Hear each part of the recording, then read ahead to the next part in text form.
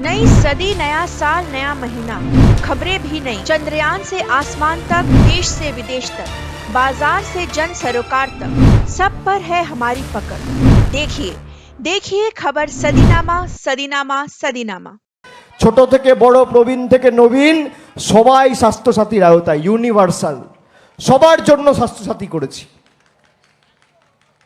34 বছর বাংলাটাকে শেষ করে দিয়েছে সিপিএম। আর আজকে সিপিএম এর হাড়মাত্রা জার্সি পাল্টে বিজেপির পতাকা ধরেছে। সিপিএম হচ্ছে বিজেপির সব থেকে বড় সাঁকড়েদ। এদেরকে একটা ভোট দেওয়া মানে সরাসরি পদ্ম ফুলে ভোট দেওয়া।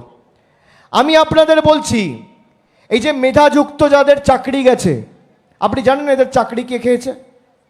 পিটিশনে লেখা হয়েছে যে পুরো প্যানেল সেটা সাইড করা হোক। কার দাবি ছিল? এই সিপিএম এর অ্যাডভোকেট বিকাশ ভট্টাচার্যের দাবি ছিল। মমতা ব্যানার্জি একদিকে চাকরি দিচ্ছে, আর একদিকে বিজেপি আর সিপিএম চাকরি খাচ্ছে। দিদি একদিকে লক্ষ্মীর ভান্ডার করে 1000 দিচ্ছে, আর একদিকে মোদি আধার আর প্যান কার্ড করে 1000 নিচ্ছে। আমরা প্রকল্প দিতে চাই, পরিষেবা দিতে চাই, আর বিজেপি আটকে দিতে চায়। সিপিএম বলতো না গরিব করে রেখে দে মা, ভোটটা যেন পাই, আর বিজেপির রাজনৈতিক দর্শন হচ্ছে এলোমেলো করে দে মা, লুটে পুটে খাই। এই হচ্ছে এদের রাজনৈতিক দর্শন।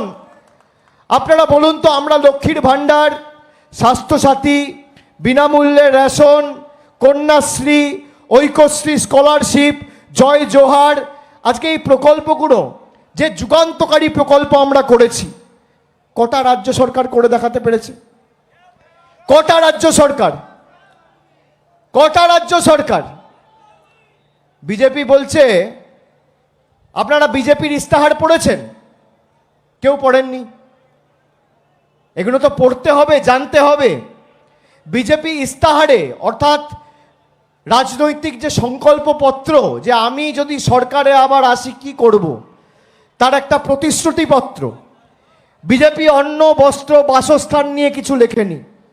বিজেপি শিক্ষা, স্বাস্থ্য, কর্মসংস্থান নিয়ে কিছু লেখেনি। বিজেপি বলেছে ওয়ান নেশন ওয়ান ইলেকশন করব। মানে আপনার যে রাজনৈতিকভাবে